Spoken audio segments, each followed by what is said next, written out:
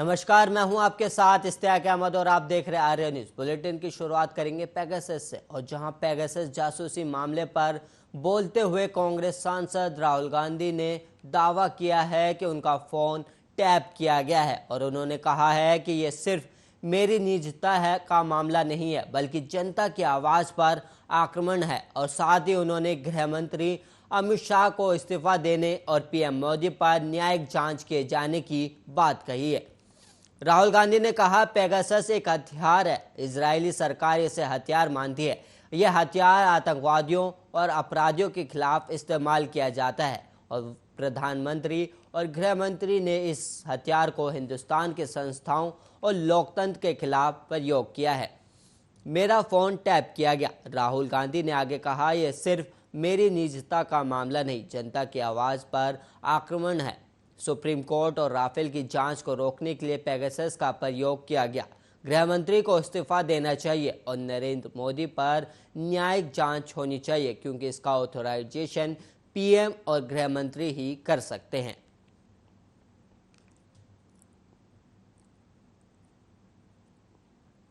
मेरा phone tap किया, ये मेरी प्राइवेसी का मामला नहीं, ये राहुल गांधी की प्राइवेसी का मामला नहीं। मैं विपक्ष का एक नेता हूं, मैं जनता की आवाज उठाता हूं। ये उस पर आक्रमण है, ये जनता की आवाज पर आक्रमण है। सुप्रीम कोर्ट पे पेगासस का प्रयोग किया गया। राफेल का जो इन्वेस्टिगेशन है उसको रोकने के लिए पेगासस का प्रयोग किया गया। तो नरेंद्र मोदी जी ने इस हथियार को हमारे देश के खिलाफ यूज किया है और इसके लिए सिर्फ एक शब्द है, रीजन। होम मिनिस्टर को इस्तीफा देना चाहिए और judicial inquiry, supreme court inquiry. राजधानी दिल्ली से पुलिस प्रशासन की नाकामी का एक बड़ा मामला सामने आया है। बाहरी दिल्ली के किराड़ी में रहने वाली एक महिला को उसके ससुराल वालों ने इस साल जनवरी में कथित तौर पर तेजाब पीने के लिए मजबूर किया था, लेकिन पुलिस इस घटना के सिलसिले में 6 महीने तक मामला दर्ज करने में नाकाम रही। दिल्ली महिला आयोग के हस्तक्षेप के बाद पुलिस ने मामले में एफआईआर दर्ज की है और आयोग ने गुरुवार को इस बात की जानकारी दी। दिल्ली महिला आयोग के अनुसार पीड़ित महिला का यहां एक सरकारी अस्पताल में इलाज चल रहा था। मामला तब सामने आया जब पीड़िता के भाई ने 20 जुलाई को डीसीडब्ल्यू हेल्पलाइन नंबर 181 पर कॉल कर मदद मांगी। उसने आयोग को बताया कि इस मामले में अब तक कोई मामला दर्ज नहीं किया गया है और दिल्ली महिला आयोग ने कहा, मामले की जानकारी मिलते ही डीसीडब्ल्यू अध्यक्ष स्वाति मालीवाल और सदस्य प्रमीला गुप्ता ने अस्पताल में पीड़िता से मुलाकात की। महिला की हालत गंभीर है और उसका शरीर बहुत कमज़ोर हो गया है। दिल्ली महिला आयोग की टीम ने पीड़ित महिला का बयान एसडीएम के समक्ष दर्ज करा लिया है।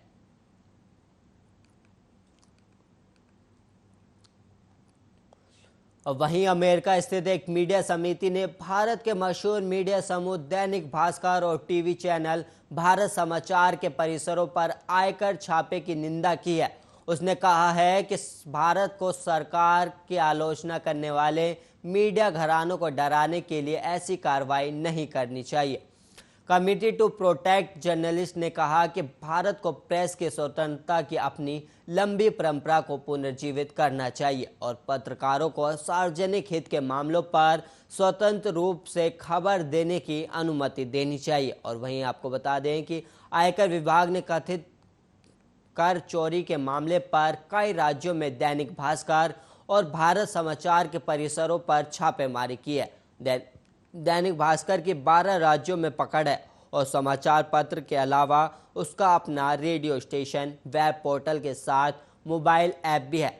उसके परिसर में गुरुवार सुबह करीब 5:30 बजे छापेमारी की गई, जो देर शाम तक विभिन्न राज्यों में 30 स्थानों पर कार्रवाई चलती रही। और गौरतलब है कि दैनिक भास्कर और भारत समाचार देश में कोविड-19 के प्रबंधन को लेकर सरकार की काफ़ी आलोचना करते रहे हैं और वैश्विक महामारी के दौरान लोगों की परेशानियों और अधिकारियों की विफलता पर कई खबरें की हैं।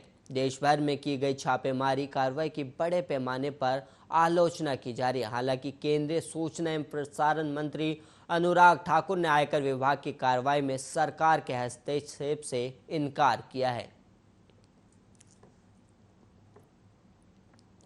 और वहीं पेगासस जासूसी मामले के सामने आने के बाद अब राजस्थान में फोन टैपिंग मामला एक बार फिर से गर्म गया है और दिल्ली पुलिस की क्राइम ब्रांच ने मुख्यमंत्री अशोक गहलोत के ओसीडी लोकेश शर्मा को समन भेज पूछताछ के लिए बुलाया है। जानकारी के मुताबिक लोकेश को क्राइम ब्रांच ने नोटिस भेजा और 24 जुलाई सुबह 11 बजे पेश होने को कहा है। और वहीं आपको बता दें कि इससे पहले सरकारी मुख्य सचेतक महेश जोशी को भी पूछताछ के लिए बुलाया जा चुका है, लेकिन उन्होंने कोरोना और स्वास्थ्य का हवाला देते हुए पेश होने से इनकार कर दिया था। और वहीं आपको बता दें, राजस्थान फोन टैपिंग मामले गजेंद्र सिंह शेखावत की एफआईआर से जुड़ा हुआ है। गजेंद्र की शिकायत के बाद क्राइम ब्रांच ने मुख्यमंत्री अशोक गहलोत के ओसीडी पर 25 मार्च को मामला दर्ज किया था। उनका आरोप था कि फोन टैपिंग के जरिए उनकी छवि को खराब करने की कोशिश की गई है।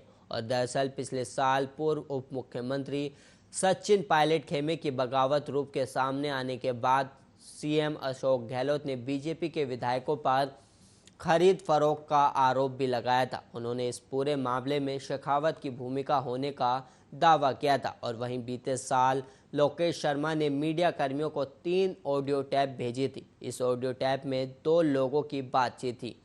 और वहीं गहलोत सरकार और कांग्रेस ने दावा किया था कि इस टैप में एक आवाज़ शेखावत की है तो दूसरी पायलट खेमे की विधायक की। और लाल शर्मा की मुख्य सचेतक ने इसको लेकर एसओजी और भ्रष्टाचार निरोधक ब्यूरो में शिकायत दर्ज कराई थी। हालांकि बाद में पायलट की बगावत शांत हो गई और ये पूरा मामला ठंडा पड़ गया। वहीं शेखावत ने टेलीफोन टैप कराने के आरोप लगाते हुए इस साल 25 मार्च को शिकायत दर्ज कराई है और उन्होंने छवि खराब करने का आरोप जोशी पर लगाया, जिसके बाद अब शर्मा को पूछताछ के लिए बुलाया गया है।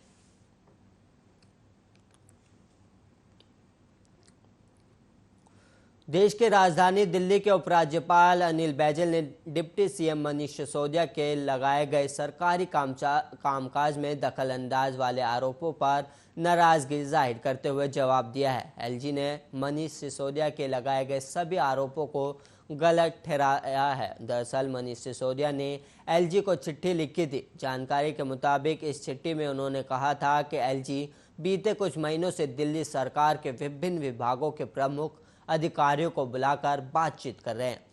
साथ ही उन्होंने कार्यों से संबंधित दिशा निर्देश भी दे रहे हैं। आपको बता दें, मनीष सिसोदिया ने लिखी इस चिट्ठी को मीडिया में सार्वजनिक भी की थी। अनिल बैजल ने इन आरोपों पर जवाब देते हुए कहा कि ये सभी आरोप पूरी तरह से बेबुनियाद हैं। और एलजी ने कोरोना वायरस की बात करते हुए कहा कि दिल्ली डिजास्टर मैनेजमेंट अथॉरिटी कई फैसले ले रही है, जिसकी जानकारी सीधे तौर पर सरकार को भी होती है। ऐसे में ये कहना बिल्कुल उचित नहीं होगा कि दिल्ली सरकार के किसी भी कार्य को रोका जा रहा है।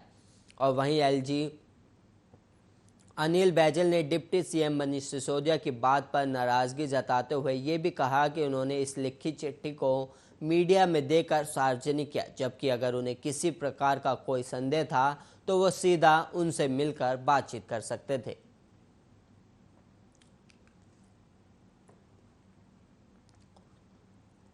वहीं टीएमसी के सांसद शांतनु सेन को सदन में उनके अशोभनीय आचरण के लिए राज्यसभा के मौजूदा सत्र की बाकी अवधि के लिए निलंबित कर दिया गया। राज्यसभा के सभापति एम वेंकैया नायडू ने शुक्रवार को शांतनु सेन के निलंबन की घोषणा की। सदन की बैठक शुरू होने पर सभापति एम वेंकैया नायडू ने गुरुवार को हुई घटना का जिक्र किया और इसे अशोभनीय बताया। गुरुवार को आईटी मंत्री अश्विनी वैष्णव इजरायली पेगासस के जरिए भारतीयों की कथित जासूसी के मुद्दे पर सदन में बयान दे रहे थे। उसी दौरान तृणमूल कांग्रेस और कुछ अन्य विपक्षी दल के सदस्य हंगामा करते हुए आसन के समीप आ गए और नारेबाजी करने लगे। इसी बीच टीएमसी के सदस्य शांतनु सेन ने केंद्रीय मंत्री के हाथों से बयान की प्रति छीन ली और उसे टुकड़े कर हवा में लहरा दिया।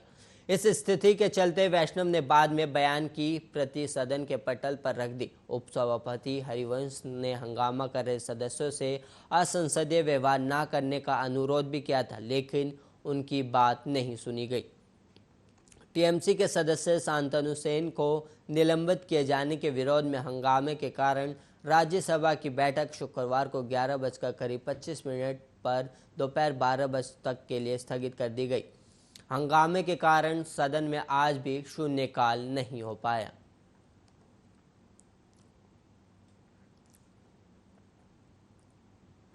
वहीं मध्य प्रदेश के मुख्यमंत्री शिवराज सिंह ने पिछड़ी जातियों के उत्थान और महिलाओं को सशक्त बनाने के लिए बड़ा कदम उठाया है। राज्य की विशेष पिछड़ी जनजाति सहरिया, भारिया एवं बैगा समुदाय की 2,24,007 महिलाओं के खाते में 22,40,07,000 रुपए की अनुदान राशि दी गई है। साथ ही सीएम ने कहा कि बालाघाट के मुक्की में बैगा सांस्कृतिक केंद्र, छिंदवाड़ा के तामिया में भारिया सांस्कृतिक केंद्र और शोयपुर में सहरिया सांस्कृतिक केंद्र की स्थापना की जाएगी। इस दौरान उन्होंने कहा कि लगता है कि आज सीएम बनना सार्थक हो गया और मुख्यमंत्री ने वीडियो कॉन्फ्रेंसिंग के जरिए हितग्राही महिलाओं से बातचीत भी की। इस दौरान जनजातीय कार्य मंत्री सुश्री मीना सिंह उपस्थित रही और मुख्यमंत्री ने कहा कि प्रदेश में विशेष पिछड़ी जनजातियों के बच्चों के लिए विभिन्न योजनाएं चलाई जा रही हैं। मंडला, डिंडोरी, शहडोल, शिवपुर और छिंदवाड़ा में 5 कंप्यूटर कौशल विकास केंद्र स्थापित किए जा रहे हैं और वहीं जबलपुर, ग्वालियर और इंदौर में संभागीय छात्रावास बनाए जाएंगे। साथ ही सभी जनजातीय वर्ग के विद्यार्थियों के लिए आवास योजना, पोस्ट मैट्रिक छात्रवृत्ति और आवास सहायता योजना चलाई जा रही है। सीएम ने आगे कहा कि बहनों के चेहरे पर खुशी देखता हूं तो लगता है कि मुख्यमंत्री बनना सार्थक हो गया है। वहीं छत्तीसगढ़ के कोरिया जिले में रासायनिक खादों की कमी पर सियासी दल आमने सामने आ गए हैं।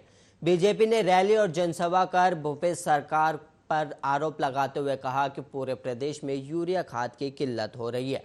वहीं कांग्रेस ने पलटवार करते हुए कहा कि छत्तीसगढ़ में किसानों की सरकार है। अगर बीजेपी को किसानों के लिए प्रदर्शन करना है तो दिल्ली के सिंघू बॉर्डर पर जाकर विरोध करें।